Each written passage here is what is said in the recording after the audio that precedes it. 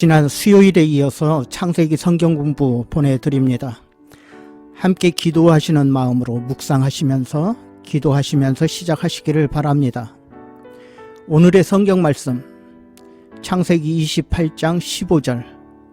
내가 너와 함께 있어 내가 어디로 가든지 너를 지키며 너를 이끌어 이 땅으로 돌아오게 할지라.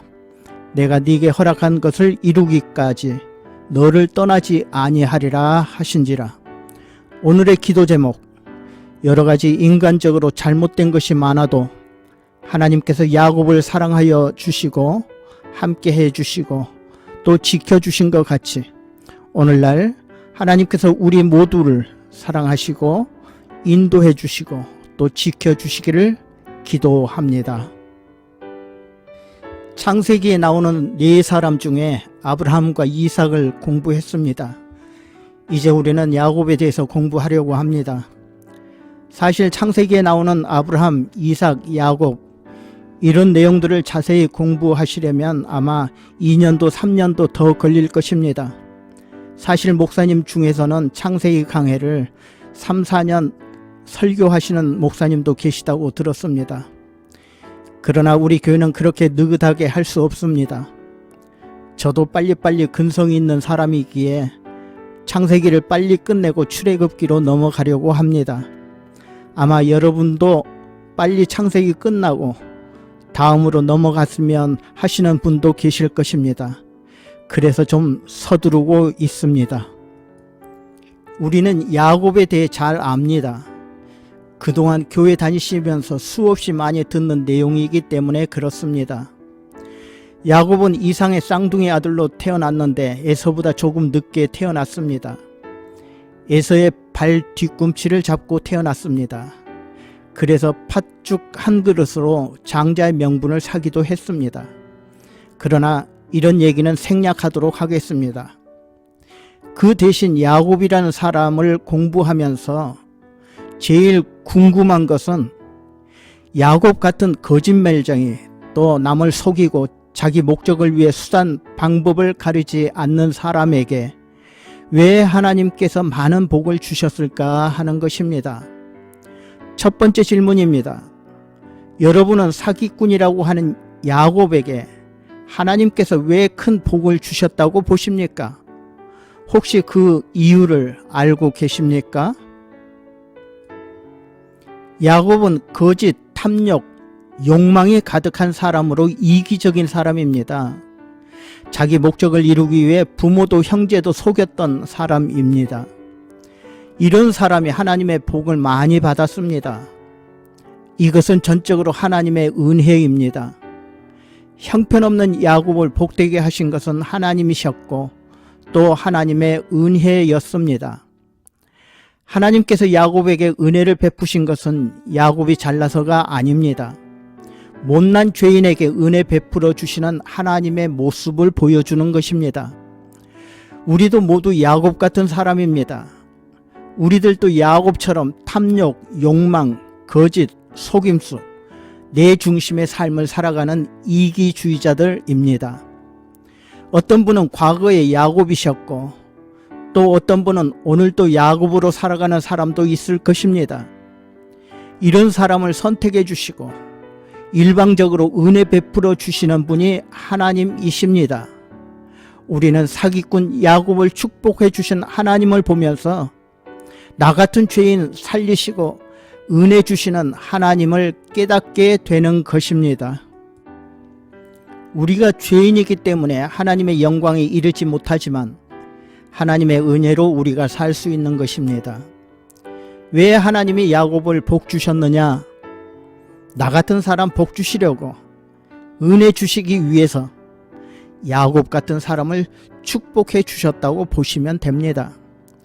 그래서 저와 여러분의 믿음의 태도는 사기꾼 야곱을 축복해 주신 하나님을 불평하는 것이 아니라 오히려 사기꾼 야곱을 축복하신 하나님께 감사하시는 태도가 믿음의 태도입니다. 두 번째 질문입니다. 내 고생하는 것 옛 야곱이 돌베개 베고잠 같습니다 하는 새 찬송가 338장 9절이 있습니다. 야곱이 돌을 베고 잤는데 여러분, 돌을 베고 잔다는 것이 무엇을 뜻합니까? 여러분 가운데 혹시 집에서 돌 베고 주무시는 분 계십니까? 누가 집에서 돌을 베고 자겠습니까? 집에서 돌을 베고 자는 분들 거의 없으실 것입니다. 혹시 옥돌 침대를 사용하시는 분들 중에 옥돌 벽에가 나오는지는 모르겠습니다만 돌을 베고 자는 사람은 거의 없을 것입니다. 그런데 야곱이 돌을 베고 잤다는 것은 돌을 베고 잘 수밖에 없는 불쌍한 현실이었다는 것을 말하고 있습니다. 형과 아버지를 속인 야곱은 도망가는 것이 최고의 방법이었습니다. 손자병법에도 자신이 감당할 수 없거나 막바지에 다다르면 36개 도망가는 것이 하나의 방법이라고 말하기도 합니다. 야곱은 더 이상 집에 머물 수 없고 형 에서를 피해 필사적으로 도망쳤습니다.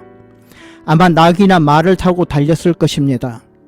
성경에는 아주 점잖게 야곱이 부엘세바에서 떠나 하란으로 향하여 갔다라고 나오지만 사실은 멀리 도망가는 비참한 길이었던 것입니다. 부엘세바에서 야곱이 잠을 세웠던 베델까지 약 60km 정도라고 합니다. 1시간에 4km씩 쉬지 않고 걷는다면 20시간쯤 걸리는 그런 거리입니다. 야곱이 이곳까지 며칠이 걸렸는지 알 수는 없지만 아마 베델까지 쉬지 않고 왔을 것입니다. 형 에서는 사냥꾼이기 때문에 아마 정신없이 달려왔을 것입니다. 이렇게 지칠 대로 지친 야곱은 돌을 베개 삼아 깊은 잠에 빠지게 됩니다. 두려움과 긴장 속에서 광야에 있는 돌 하나 베고 잘 수밖에 없었던 것입니다. 그만큼 비참하고 처참했던 상황이라고 보시면 됩니다. 이렇게 잠든 야곱이 꿈속에서 사닥다리가 하늘 꼭대기에 닿았고 하늘의 천사들이 그 사닥다리를 타고 오르락 내리락 하는 모습을 보게 됩니다. 아마 야곱은 깜짝 놀랐을 것입니다. 그리고 다시 보니 하나님께서 그 위에서 말씀하시는 것입니다. 그 내용이 창세기 28장 14절에 나옵니다. 나는 여호와니 너의 조부 아브라함의 하나님이요 이삭의 하나님이라. 네가 누워있는 땅을 너와 네 자손에게 주리니 네 자손이 땅의 티끌같이 되어 동서남북으로 퍼져나갈 것이며 땅의 모든 족속이 너와 내 자손으로 말미암아 복을 받으리라. 이렇게 말씀하시면서 20절에 내가 너와 함께 있어 내가 어디로 가든지 너를 지키며 너를 이끌어 이 땅으로 돌아오게 할지라. 내가 네게 허락한 것을 다 이루기까지 너를 떠나지 아니하리라. 이렇게 말씀해 주시는 것입니다. 돌을 베고 자고 있던 야곱에게 하나님께서 엄청난 축복을 주시는 것입니다. 이때 야곱의 나이가 약 75세 정도로 보는데 하나님이 찾아오셔서 야곱을 만나시고 축복해 주시는 것입니다. 쓸쓸하게 두려움과 불안한 마음으로 돌 베개를 베고 자던 야곱에게 나는 하나님이다. 내가 너와 함께 할 것이다. 내가 너를 떠나지 아니하리라. 그렇게 약속해 주신 것입니다. 야곱은 혼자 돌베개 베고 자는 줄 알았는데 그 자리에 하나님이 함께 하셨습니다. 이제는 아무도 없는 빈들이지만 더 이상 외롭지도 무섭지도 두렵지도 않게 되었던 것입니다. 야곱은 다음날 아침 일찍 일어나 말합니다.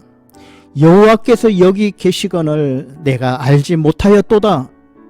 그러므로 자기가 베개하였던 돌을 가져다가 기둥을 세우고 그 위에 기름을 붓고 그곳 이름을 베델이라 하고 하나님께 감사의 제사를 드렸던 것입니다.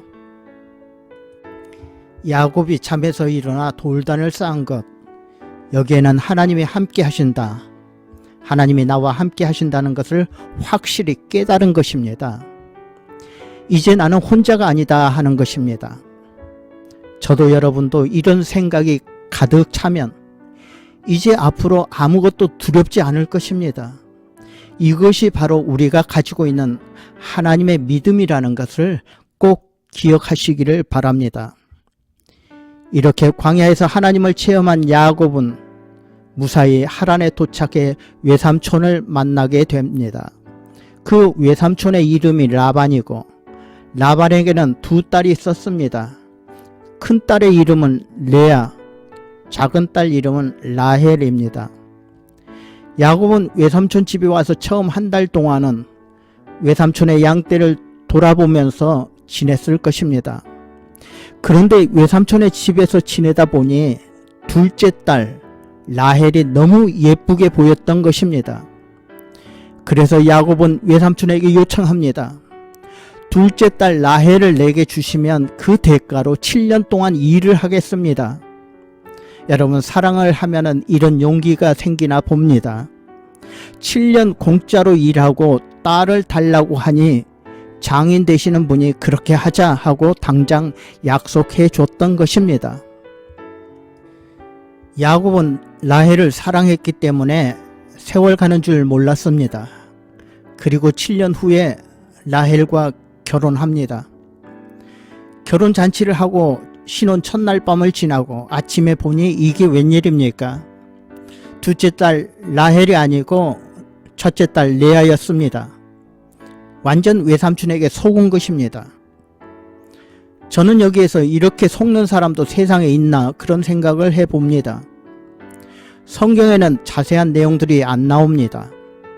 다만 라반이 라헬 대신 레아를 신방에 들여보냈다고 나오고 야곱은 첫날 밤을 보냈다고 하면서 그 다음날 아침에 야곱이 외삼촌에게 따집니다. 어째서 나에게 이렇게 하셨습니까? 어째서 나를 속이셨습니까? 하고 따지니까 외삼촌이 그럽니다. 우리 풍습에는 동생이 언니보다 먼저 시집가는 일이 없다. 아주 아무렇지도 않게 이렇게 말하고 야곱도 그냥 넘어갑니다. 그러면서 다시 7년을 일해 줄 테니 둘째 딸도 아내로 달라고 합니다. 뭔가 이해할 수 없는 이상한 각본대로 영화 필름이 돌아가는 것 같습니다. 이 장면들을 영화 감독이 영화를 만든다면 아주 멋있는 영화로 대히트할 것도 같습니다.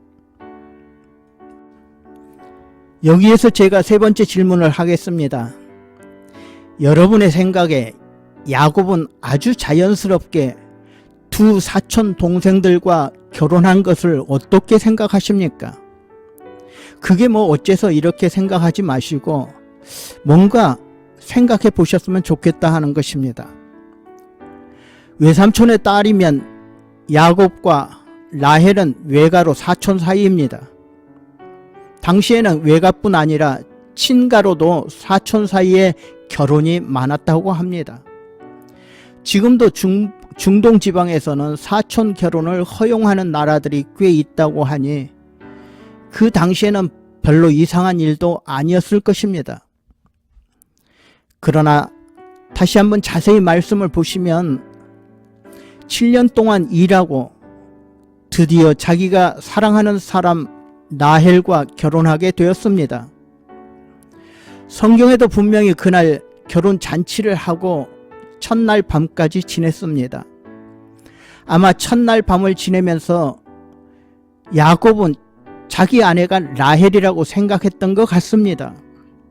성경의 내용을 보면 분명 그렇게 진행되고 있습니다. 아마 성경에는 나오지 않았지만 야곱은 모르긴 몰라도 라헬에게 당신이 최고다. 당신을 위해 7년을 기다렸다. 당신을 위해 이 한 목숨 바치겠다. 그렇게 말했을지도 모릅니다. 왜냐? 7년 기다리고 사랑하던 사람과 결혼했으니 감격의 눈물을 흘리면서 밤새도록 둘이 사랑을 나눴을 것입니다. 이런 감정은 사랑하는 사람만 아실 것입니다. 그런데 아침에 보니 자기가 사랑한 둘째 딸이 아니고 첫째 딸입니다. 여러분, 이런 경우가 있다고 보십니까? 아마 전기불도 없고 초롱불이 없던 시절이라 하더라도 이렇게 어리석은 남녀가 어디에 있겠습니까? 그런데 야곱은 아무렇지도 않게 내가 둘째 딸 라헬을 좋아하기 때문에 7년을 더 일해주고 라헬과 결혼하겠다고 합니다. 자기가 좋아하기 때문에 라헬과 결혼하겠다고 하는 것은 옳은 생각이냐 하는 것이에요. 여러분 같으면 어떻게 생각하십니까? 꼭 라헬을 아내로 얻어야 합니까? 아니면 제 질문이 복잡하십니까? 사람들은 자기가 원하는 것을 이루려고 합니다. 그러나 지난밤에 자기가 함께한 여인이 진짜라고 생각했습니다. 그리고 아마 온갖 꿈과 희망과 사랑을 얘기했습니다. 그것이 진짜라고 생각했는데 아침이 찾아왔습니다. 그런데 모든 것 다 버리고 나는 지금 내가 좋아하는 것만 다시 찾아 나가겠다고 하는 것이 뭔가 우리의 마음을 쓸쓸하게 만드는 그런 장면이다 하는 것입니다. 아마 이런 현상은 우리 주변에도 많을 것 같습니다.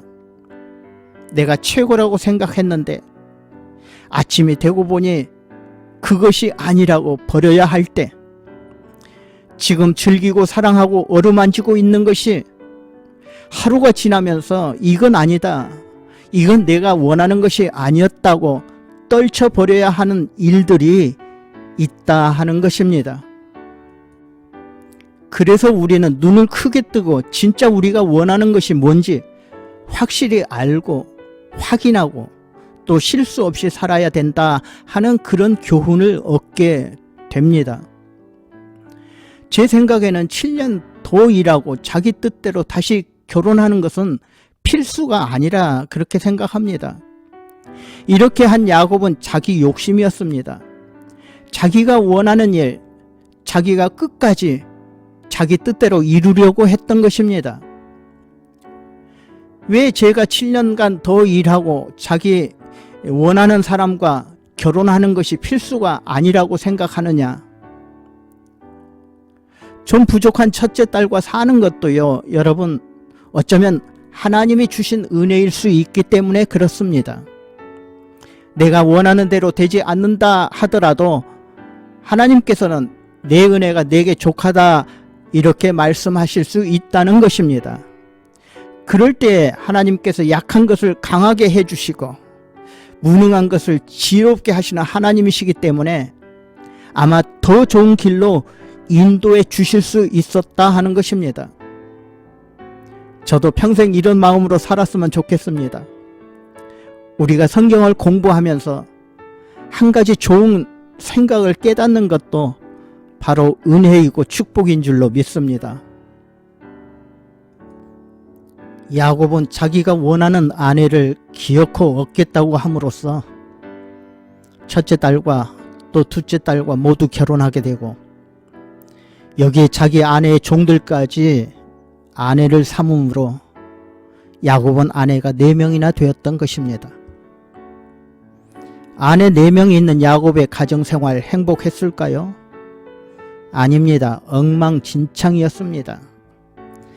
가지 많은 나무 바람 잘 날 없다고 그 고난과 역경은 파란만장한 삶으로 연결되는 것입니다. 이것이 야곱의 일생이었습니다. 야곱은 바로 왕 앞에서 솔직히 털어놓게 됩니다. 내 인생 험악한 삶을 살았다고 자기 입으로 그렇게 말하는 것입니다. 이런 것을 볼 때 자신이 좋아하는 여인 라헬을 아내로 취하는 두 번째 결혼은 꼭 행복한 것이 아니었습니다. 행복의 필요 충분 조건도 아니었습니다. 두 사람은 서로 아이를 가지려고 질투하게 되고 남편에게 투정하게 되고 언니와 동생이 서로 싸우면서 가정 불화가 계속됩니다. 저는 이런 모습을 보면서 야고보서 1장 15절 말씀을 생각합니다. 욕심이 인택한 즉 죄를 낳고 죄가 장성한 즉 사망을 낳느니라 하는 말씀이 생각나는 것입니다. 네 번째 질문입니다. 여러분은 야곱이 4명의 아내가 있는 것을 보시면서 일부 다처 제도에 대해서 어떻게 생각하십니까? 일부 다처에 대해서 어떤 분들은 야곱이 4명의 부인을 둔 것에 대해 얼마나 복이 많아서 부인을 4명이나 뒀을까 하는 분들도 있습니다. 여러분, 이것이 정말 복이라고 생각하십니까? 일부 다처는 하나님의 뜻이 아닙니다. 창조 당시부터 하나님께서는 한 남자, 한 여자가 아담과 하와가 가정을 이루고 살도록 하셨습니다. 이것이 여러분 하나님의 뜻입니다. 그런데 구약 성경에는 믿음의 사람들이라 하지만 여러 명의 아내를 둔 것이 마치 자연스럽게 나타납니다. 아브라함도 모세도 솔로몬도 다윗도 야곱도 여러 아내를 뒀는데 여러분, 이것은 당시 사회의 습관이라고 보시면 될 것 같습니다. 그러면 사회적 습관이라면 믿음의 사람도 그대로 따라해도 되느냐? 그건 아닙니다. 그러나 지역마다 종교마다 생각이 다르기 때문에 사회적 습관이나 관습도 많이 다르다는 것입니다. 사실 오늘날에도 이슬람 교도들을 보면 4명의 부인을 허용합니다. 또 몰몬교도 얼마 전까지 일부 다처로 사는 사람들이 많이 있었습니다. 또 남자가 많은 인도네시아 같은 나라에도 일부 다처제를 하는 사람들이 있다고 합니다. 이렇게 볼 때 지구상에는 많은 결혼 형태가 있습니다. 일부 다처, 다부일처, 다부다처, 동성연애 등등. 그러나 여러분, 이런 것은 하나님이 금지하시고 안 좋아하시는 것에는 의심의 여지가 없다고 보시기 바랍니다. 5번째 질문입니다. 여러분은 야곱이 어떻게 부자가 되었다고 생각하십니까? 야곱이 외삼촌 집에 20년 있었습니다. 그 중에 큰딸과 작은딸을 아내로 삼기 위해서 14년간 공짜로 일해줬습니다. 그리고 14년이 끝날 때 야곱은 삼촌에게 말합니다. 이제 저 떠나겠습니다. 당시 야곱의 나이가 91세였고 고향을 떠나온 지도 벌써 14년이 흐른 뒤여서 이제 고향으로 돌아가려고 했던 것입니다. 그러나 삼촌이 놀라면서 무슨 말이냐? 너 때문에 내가 부자가 되고 잘 살게 되었는데 좀 더 일해달라고 부탁을 하는 것입니다. 이때 야곱이 말합니다. 나도 가족이 있는 사람입니다. 이제부터 내가 내 가정을 세우게 해 주십시오. 그래서 삼촌이 말합니다. 내가 무엇으로 내게 해주기를 원하느냐? 이때 야곱이 말합니다. 다른 게 아니라 내가 외삼촌의 양떼를 먹이고 지켜주겠습니다. 그 대신 이제부터 양이나 염소 중에 아롱진 것이나 점 있는 것이 나오면 내게 주십시오. 그렇게 말합니다. 여러분, 보통 양이나 염소는 하얀색이거나 검은색입니다. 그런데 야곱은 이제부터 아롱진 것이나 점 있는 것, 염소나 양을 자기 목으로 달라고 하는 것입니다. 야곱이 요구한 것은 당장 현찰이 아니었습니다.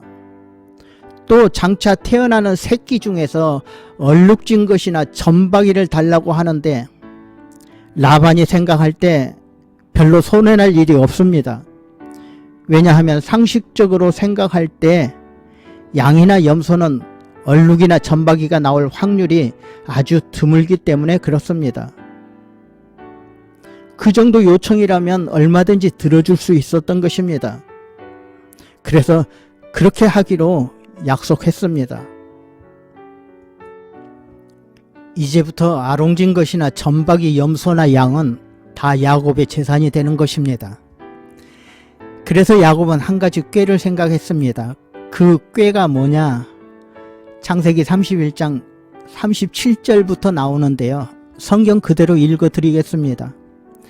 야곱이 버느나무와 살구나무와 신풍나무의 푸른 가지를 취하여 그것들의 껍질을 벗겨 흰 무늬를 내고 그 껍질 벗긴 가지를 양떼가 와서 먹는 개천의 물구유에 세워 양떼에 향하게 하매 그 떼가 물을 먹으러 올 때 새끼를 베니 가지 앞에서 새끼를 뱀으로 얼룩얼룩한 것과 점이 있고 아롱진 것을 낳은지라. 여러분, 이게 무슨 말씀인지 아시겠습니까? 야곱은 양들이 먹는 물 먹는 곳 앞에 버드나무, 살구나무, 신풍나무, 이 신풍나무는 플라타너스라고 합니다. 이런 나무 가지를 벗겨 얼룩얼룩에 해 놓으면 양들이 이것을 보고 새끼를 낳는데 얼룩얼룩한 새끼를 낳았다는 것입니다. 여러분, 이런 방법은 과학적인 근거가 없습니다. 그런데 양들이나 염소들이 새끼를 낳으면 꼭 얼룩얼룩한 것이나 점박이가 태어나는 것입니다. 그래서 야곱의 재산이 자꾸 늘어나는 것입니다. 양이나 염소는 보통 150일 정도의 임신 기간을 가진다고 합니다. 달수로 하면 약 5개월이고 새끼는 보통 2마리를 낳습니다. 이렇게 태어난 새끼는 3, 4개월이 되면 또 번식이 가능하다고 합니다. 이런 계산으로 야곱은 6년 동안 일하면서 창세기 31장 43절을 보시면 야곱이 심히 풍부하여 양떼와 노비와 약떼와 나귀가 많았더라 라고 나옵니다. 어떻게 이런 기적이 일어날 수 있는가? 여러분, 이것은 하나님의 특별하신 은혜입니다. 야곱이 나뭇가지를 벗겨 얼룩얼룩하게 해놔서가 아니라 하나님이 야곱을 부자 되게 해주신 것입니다. 요즘 말로 말하면 하나님이 복 주셔서 회사도 커졌고 직원 수도 많아졌고 트럭, 버스, 승용차들이 많이 늘어났던 것입니다.